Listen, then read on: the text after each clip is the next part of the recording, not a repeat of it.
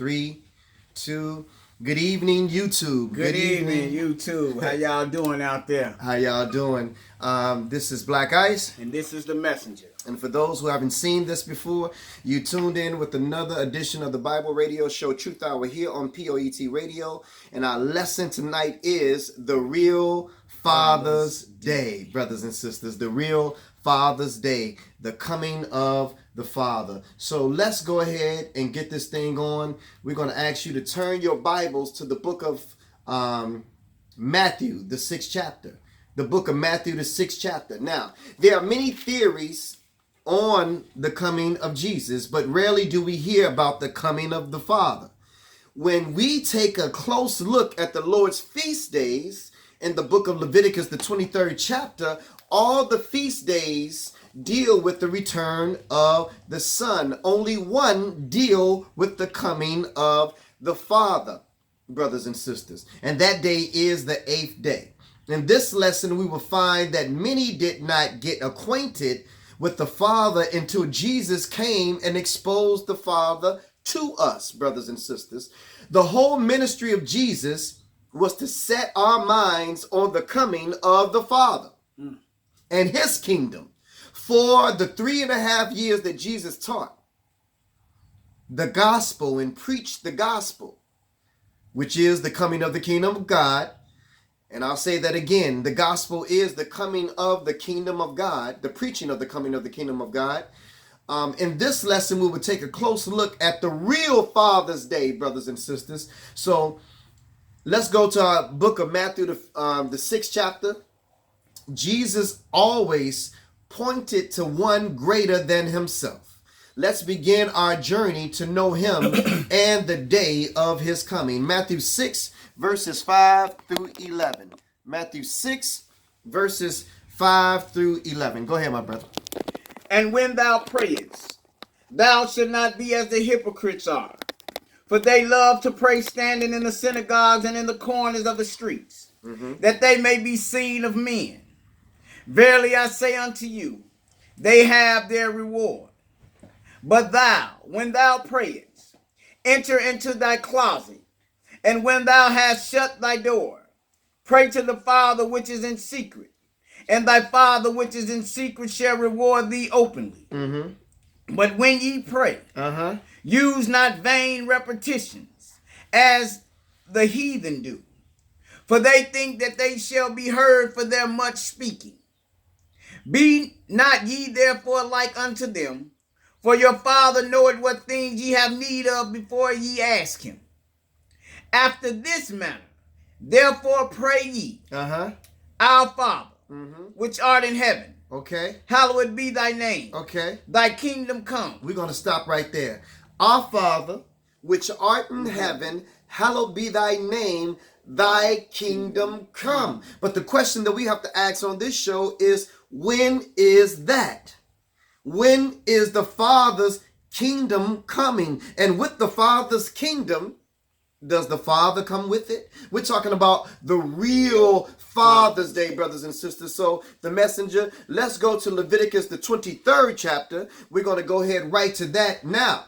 In the 7th month of the year, the Lord has a total of 4 feast days, brothers and sisters. The Day of Atonement, the Memorial of the Blowing of Trumpets, the Feast of Tabernacles, and the 8th day. So, see, you got to know what these feast days are, because these are the holy days of God. Man has holidays such as Christmas and Easter and many other man-made holidays that he has made. But the Lord has his holy days or feast days, and there's 7 of them. And these 7 feast days or holy days need to be taught in the church. Absolutely. Because if you understand and know these feast days or holy days, you will understand a lot about the prophecy of the end time and the coming of the Son and the Father. So let's read a little bit of it. Let's go to Leviticus, the 23rd chapter. Give me verses 1 and 2. We're going to start right there.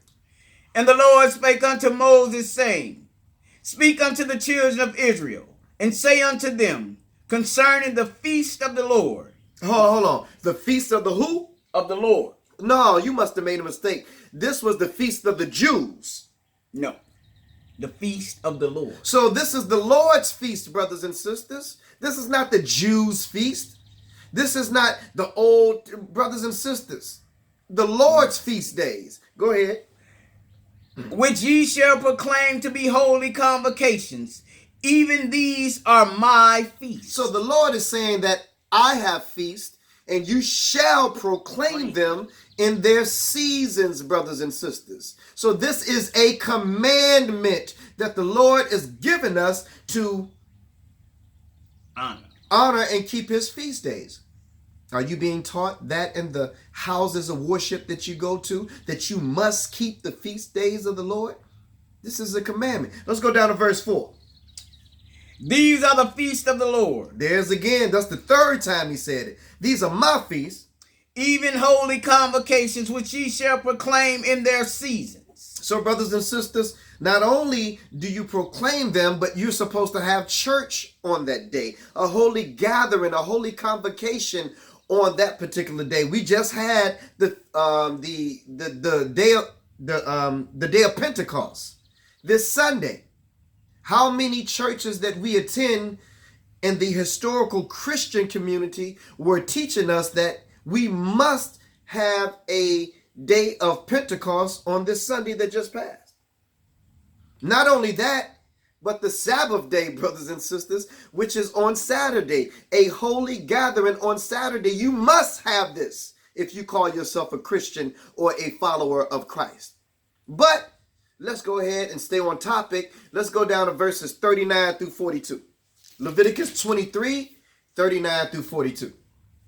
Also in the 15th day of the 7th month. Okay. When ye have gathered in the fruit of the land, ye shall keep a feast unto the Lord 7 days. On the first day shall be a Sabbath, and on the 8th day shall be a Sabbath. Oh, well, wait a minute. Read that one more time, because we went from 7 to 8. So there's something going on here, brothers and sisters, where the Lord is giving us a feast day and then another feast day, or a Sabbath day and another Sabbath day. So this is the Feast of Tabernacles leading into the 8th day. Why is this important to our lesson today? Because the 8th day is the real Father's Day. Read that one more time. Also in the 15th day of the 7th month, when ye have gathered into fruits of the land, ye shall keep a feast unto the Lord 7 days. 7 days. On the first day shall be a Sabbath. And on the 8th day shall be a Sabbath. We go from 7 to 8, brothers and sisters. So what is it about this 8th that we're dealing with? Continue reading, brother messenger. And ye shall take you on the first day the boughs of goodly trees, branches of palm trees, and the bark of thick trees, and willows of the brook. And ye shall rejoice before the Lord your God 7 days. 7 days is this particular feast, the Feast of Tabernacles, the ingathering, brothers and sisters, which is what your holiday Thanksgiving was patterned after. This is the gathering of the crowd. This symbolizing the gathering of the children of Israel. When Jesus comes back, he says, I'm going to gather you from the four corners of the earth and bring you back into my bosom, bring you back into the land. Now you can understand that the prophecy of Gabriel was that you're going to have a son, and a government is going to be upon his shoulders, and of his government there shall be no end. That wasn't the prophecy of him who came 2,000 years ago at that time, because when Jesus came then, he came as a sin offering. But that still was the prophecy of him, because when he comes back, all those things that were prophesied of him will come into fruition. Ruling with the rod of iron, brothers and sisters. So now we got the great ingathering, but keep on reading, 41. And ye shall keep it a feast unto the Lord 7 days in the year. It shall be a statute forever in your generations. Okay. Ye shall celebrate it in the 7th month. Ye shall dwell in booths 7 days. Oh, wait a minute. Why shall we dwell in booths for 7 days, brothers and sisters? Because the 7 days represented the 7,000 years that man would be in this flesh and blood body. And after the 7,000 years are over, after the 1,000-year reign of Christ, which comes at the end of the 6,000 year to the end of the 7,000 year, then there has to be a little things that are going on. Satan must be loosed from his prison for a little season. There must be that war between Gog and Magog and the saints, brothers and sisters. There must be judgment all during that time. All that happens at the end of the 7. But all this has to be done within 7,000 years. That's why when the Jehovah's Witness comes around with their watchtowers and their Awake magazines, they show you beautiful pictures of paradise.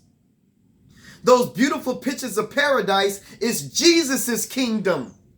His 1,000-year kingdom, where there will still be animals and flesh and blood human beings. But the end of Jesus's kingdom is the end also of flesh and blood. Because remember, flesh and blood can't enter into the kingdom of God. So keep reading, my brother. So we're going to dwell in these booths for 7 days. Go ahead. All that are Israelite born shall dwell in booths, that your generations may know that I made the children of Israel to dwell in booths when I brought them out of the land of Egypt. I am the Lord your God. So, brothers and sisters, this whole thing is so beautiful, and the Lord does things for a purpose. He's showing us, brothers and sisters, that although we was in the wilderness dwelling in booths, those booths represented our flesh and blood bodies. And we had a certain amount of time to dwell or live in these flesh and blood bodies before the Lord changed us in a moment, in an instant, in a twinkling of an eye, to a spirit being, brothers and sisters. Because you can't live forever in this flesh and blood body. But spirit don't die. So in order for you to not die, you must be spirit, brothers and sisters. We're going to go ahead and get deep into this thing. Let's go to the book of Nehemiah, the 8th chapter. Nehemiah, the 8th chapter. Now, in captivity, it is difficult to keep the Lord's feast days to the letter. However, the spiritual aspect of the feast days and the true meaning of them should be taught, and the commandments of the day should be kept to the best of your ability and knowledge, brothers and sisters. Now, some of you all will argue with me, even some of my Israelite brothers. Black guys, what do you mean in our captivity it's difficult to keep the Lord's feast days? Some of you all have jobs. And you work at places where it's a 24-hour operation. You come in 7 to 3. The next person come in 3 to 11. The next person come in from 11 to 7 in the morning. And it may be a position that you can't take certain days off of. The Lord has provision for those things, brothers and sisters. So what we do is we try our best, to the best of our ability, to keep these statutes, these laws, commandments, and especially the feast days, brothers and sisters. So let's read Nehemiah, the 8th chapter, verses 11 through 18. Let's give you an example of what we're talking about. So the Levites stilled all the people, saying, hold your peace, for the day is holy, neither be ye grieved. And all the people went their way to eat and to drink and to send portions and to make great mirth, because they had understood the words that were declared unto them. Now, here it is.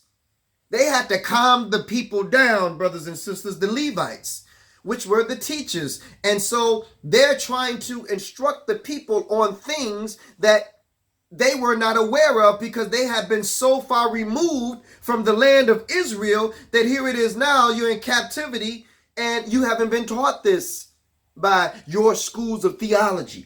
You haven't been taught this by your houses of worship. So we've been in violation as long as we've been in this country, America. But now God is starting to reveal things to his servants through the teachers, brothers and sisters. So now you're starting to learn that you're supposed to go to church on Saturday and not Sunday. Now you're starting to learn that you're supposed to keep these 7 feast days of the Lord. You didn't know it. You didn't keep it because you didn't know it. So let's find out what the Levites were saying in verse 13. And on the second day on the second day were gathered together the chief of the fathers of all the people, the priests and the Levites, unto Ezra the scribe, even to understand the words of the law. So apparently there was some misunderstanding there in order for them to get the people to understand the words of the law. Continue. And they found written in the law, which the Lord had commanded by Moses, that the children of Israel should dwell in booths. I'm sorry. Shall dwell in booths in the feast of the 7th month. So they found in the law, written in the law, brothers and sisters, that the Lord commanded Moses that we should dwell in booths in the feast of the 7th month of the year. Did you know that? That there's a feast in the 7th month of the year that we should dwell in booths, according to what's written here, brothers and sisters. So we're just showing you how there's some key things that we've missed all of our lives about the Word of God, especially those of us who called ourselves Christians and went to church every Sunday and went to Bible class on Wednesday. These things were not being taught in many of the houses of worship that we were going to. Verse 15. And that they should publish and proclaim in all their cities, and in Jerusalem, saying, Go forth unto the mount, and fetch olive branches, and pine branches, and myrtle branches, and palm branches, and branches of thick trees, to make booths, as it is written. Now, we don't necessarily go out there and make booths today, but we should still take a branch or something that is of the tree and actually put it on top of our homes. Your place of dwelling in the 7th month of the year, so we can still be in compliance with this law, brothers and sisters. This is a law. So again, take a branch, take something off the part of the tree, and go ahead and put it on your home, put it on your roof, put it on something that covers over your head as far as the place of your dwelling, so that we can keep the compliance of the law that's written in this book. Continue reading. So the people went forth and brought them and made themselves booths, everyone upon the roof of his house. Everyone upon the roof of his house. So y'all not thinking that I'm crazy. We're just reading and reciting the word of God. Read that one more time at the top. So the people went forth and brought them and made themselves booths, everyone upon the roof of his house, and in their courts, and in their courts of the house of God, and in the streets of the water gate, and in the streets of the gate of Ephraim, and all the congregations of them that were come again out of the captivity made booths. So they were in captivity like we are in captivity, brothers and sisters. So they said that, man, in captivity, they lost this knowledge. The same way we have lost the knowledge being in captivity over here in the West, brothers and sisters. But he said, coming out of captivity again, that they made booths. Go ahead and continue. And sat under the booths. For since the days of Judah the son of Nun until that day had not children of Israel done so. So since Jeshua the son of Nun, up until that very day, they had not kept the law that was written in the book that God had given to Moses. But now they're starting to reinstitute and make the people remember the law that God had gave to Moses. Last verse, Brother Messenger. 18. Also day by day, from the first day unto the last day, he read in the book of the law of God.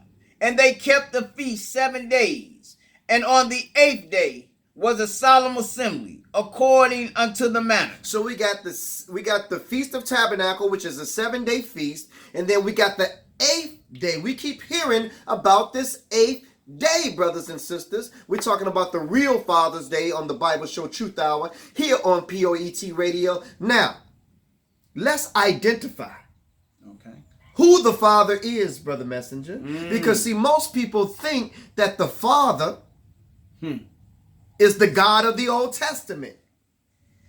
The Father, they think, is Jehovah. The Father they think is Yahweh. The Father they think is the one who Abraham, Isaac, and Jacob, and Moses, and David spoke to. They think that that's the Father.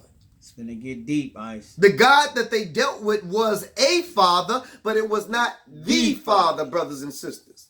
Let's go to the book of Exodus, the 6th chapter. Now, we're going to show you that man has never dealt with the Father before.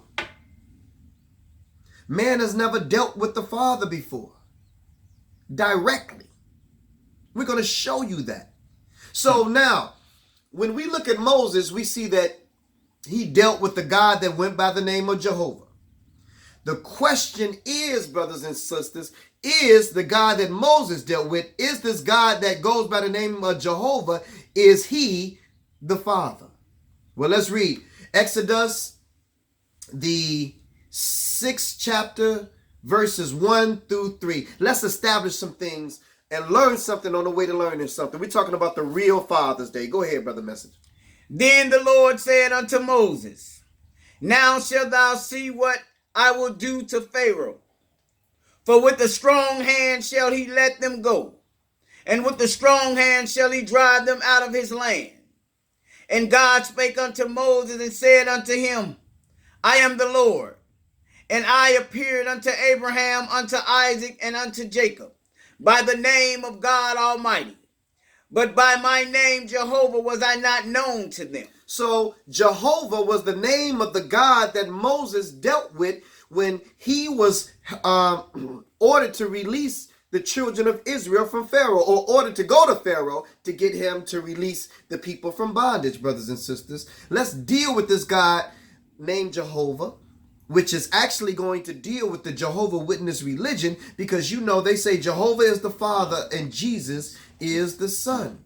But we're going to show you that our brothers and our sisters that go to the Kingdom Hall, they are in error, brothers and sisters. They are in error, and that Jehovah and Jesus is the same being, brothers and sisters. Now, let's go here. Let's go to John, the 1st chapter. In order to find out the answer to the above question, we have to put John on the witness stand.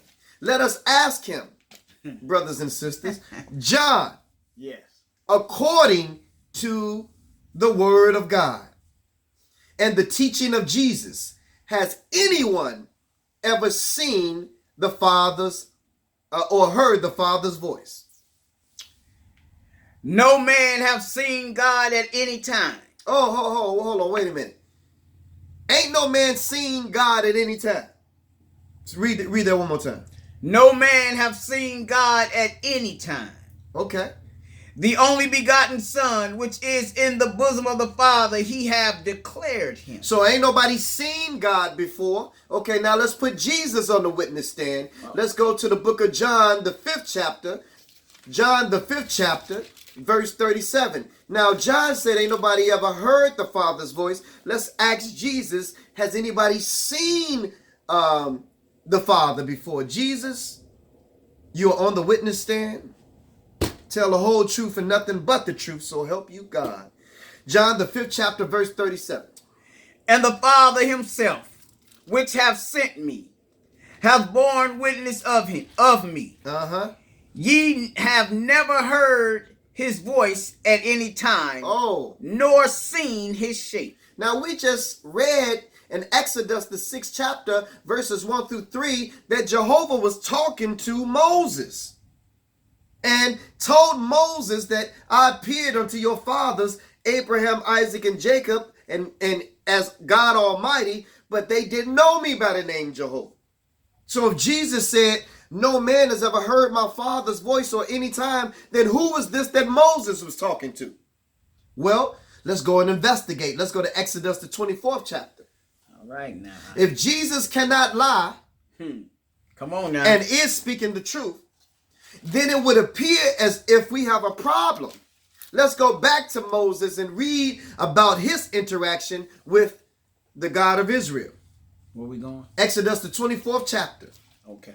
And we're going to read verse 1. Exodus, the 24th chapter, verse 1. Now, if this God is talking to man, and man can hear his voice, then this God is not the Father. in my Maury Povich voice. He is not the Father. Let's read Exodus, the 24th chapter, verse 1. And he said unto Moses, come up unto the Lord. Wait a minute. He talking to Moses and Moses can hear him? Yeah. Okay. He said, come up to Moses. Come up to the Lord. Uh-huh.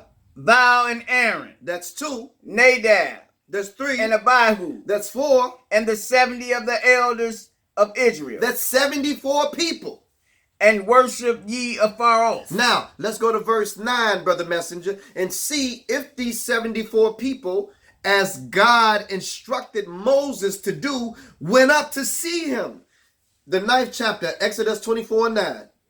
Then went up Moses and Aaron, Nadab and Abihu, and the 70 of the elders of Israel. 74 people.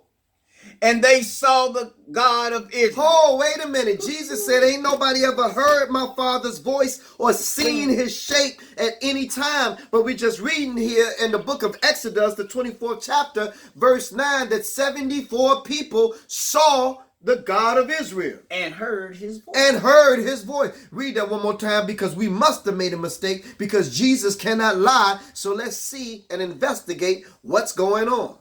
And they saw the God of Israel, and there was under his feet as it were a paved work of a sapphire stone, And upon the nobles. and as it were the body of heaven in its clearness. Uh-huh. And upon the nobles of the children of Israel he laid not his hand. Also they saw God, and did eat and drink. So this was a God that they could see. This was a God whose voice they could hear.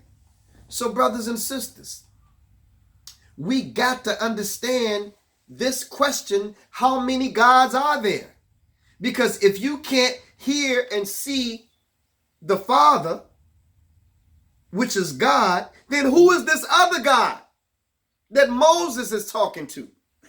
And these 74 people saw. Let's take a detour, Sister Key Israel. Do me a favor, please. Let's go to the book of John 1 and 1. The book of John 1 and 1. Here we go. The book of John 1 and 1. Oh yeah. Let's read. Let's see how many gods there are according to the Bible, brothers and sisters. You might get something here. St. John 1 and 1. See, we're talking about the real Father's Day on today's show, but we got to identify who the Father is. Okay, John 1 and 1. In the beginning was the Word. That's one person. And the Word was with God. So we know that this Word was with God, okay? The Word is Jesus. God in this text is the Father. So the Word was with God. But what about the Word? Who was he? And the Word was God. So the Word is also God. So we got two gods here. We got God the Father and God the Son. It's Elohim. God represents family. It's a uni-plural word, brothers and sisters. Yes. It's a uni-plural word. So it can be used as singular or it can be used as plural. There's two in the Godhead. Yes. Brothers and sisters. So in the beginning was the Word, and the Word was with God, and the Word was God. So wait a minute. So if nobody ever dealt with the Father before, and they've only dealt with the Son, who also goes by the name of God, then who created man?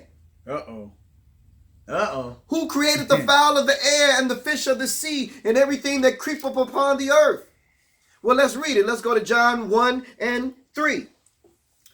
All things were made by him, and without him was not anything made that was made. Wait a minute. You mean, hold on, wait a minute. See, let's go back. Yeah, I was just going to say, let's go back. Let's go back. Let's go read John 1 through 3. Yeah, because we got to establish the subject matter.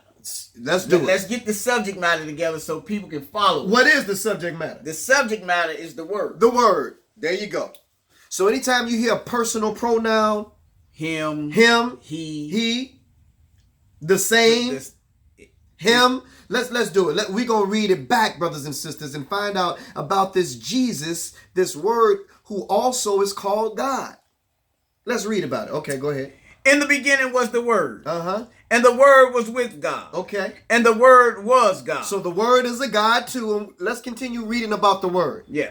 The same was in the beginning with God. So this same Word that was called God was in the beginning with God. And what else about this Word? All things were made by him. Uh-huh. And without him was not anything made that was made. Now, see, some of you all on there listening to us and say, well, Black Eyes Brother Messenger, how do we really know that this is talking about Jesus and not talking about the Father? Well, the question is, has the Father ever come to this world in the flesh and sacrificed as a sin offering? Well, let's go down in the same chapter to John 1 and 10. Go ahead. He was in the world. Hold on. Who was in the world? The Word. The Word was in the world, brothers and sisters. Jesus came into the world through Mary. He was in the world. And the world was made by him. Oh, not only was he in the world, but the world was made by him, brothers and sisters. So now you understanding why Jesus takes it so personal that he fixes us. Because he created us, brothers and sisters. Man is Jesus's project. Well, let me finish that. Okay. And the world knew him not. Wow. He was in the world and the world was made by him and the world knew him not. But wait a minute. Some Jehovah Witnesses might say, well, I don't care what you say. Jehovah is the Father and Jesus is the Son. Well, let's go to Psalms, the book of Psalms. Let's go. The 83rd chapter. Let's go, Ice. Verse 18. You finna make it hot up in here. Psalms, the 83rd chapter. It's finna get hot. Verse 18. Let's find out who Jehovah is if you don't already know, if you're not already convinced enough by the evidence that we've shown you so far. Let's find out who Jehovah actually is. Because see, my mama, who is a devout Jehovah Witness, when I showed her this, she said, son, you got to go to Psalms 83:18. I'm going to prove to you and show you that Jehovah is the Father and not the Son. Well, let's read it. Psalms 83:18. That men may know that thou whose name alone Only is you, Jehovah. Only you is Jehovah.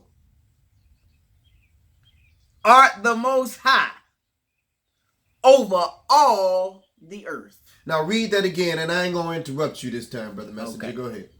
That men may know that thou whose name alone is Jehovah art the most high over all the earth. My mama said, boy, see, I told you, I got you. I told you that Jehovah was the Father and that Jesus was the Son. I said, Mama, I said,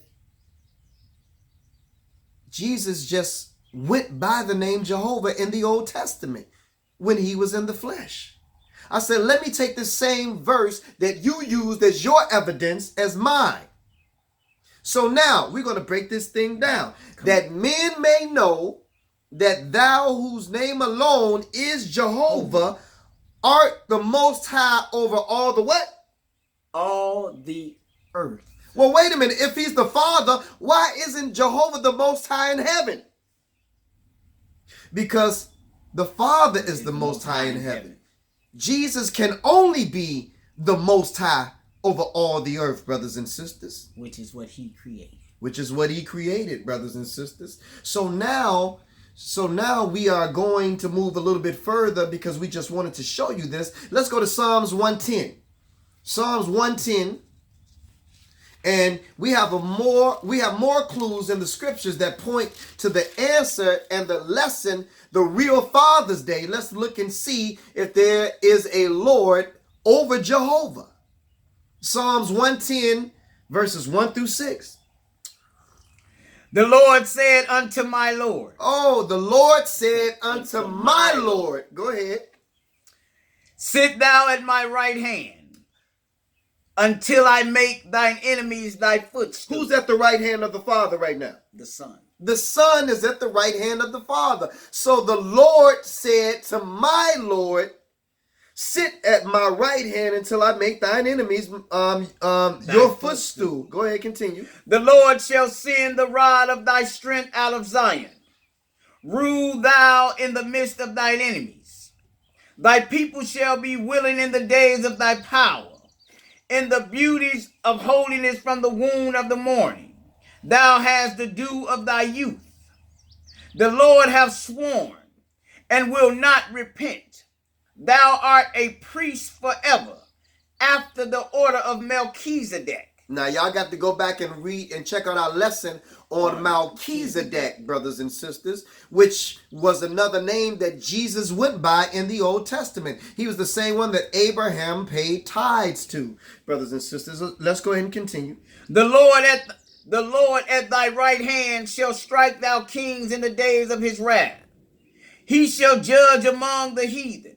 He shall fill the places with the dead bodies. He shall wound the heads over many countries. So, brothers and sisters, this was the prophecy that the angels were given to all of the prophets about this child that would be coming, that would be a ruler, brothers and sisters. But he doesn't take that role until he comes back for his second coming. So now, let's go ahead and continue reading, Brother Messenger. Let's go to, what do we want to go to right now? Man, it's just so much, brothers and sisters. We read Psalms 110. Let's go to the book of Matthew. Okay.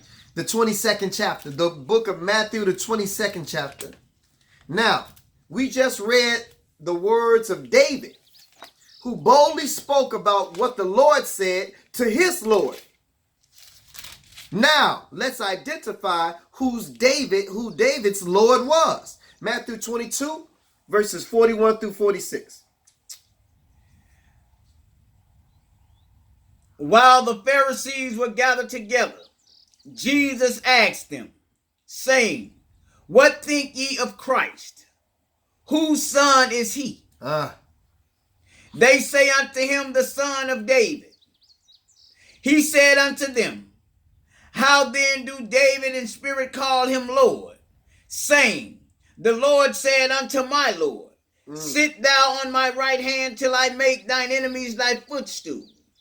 If David then called him Lord, how is he his son? So, brothers and sisters, now we're learning who David's Lord was. Let's go to the book of Hebrews, the first chapter. The book of Hebrews.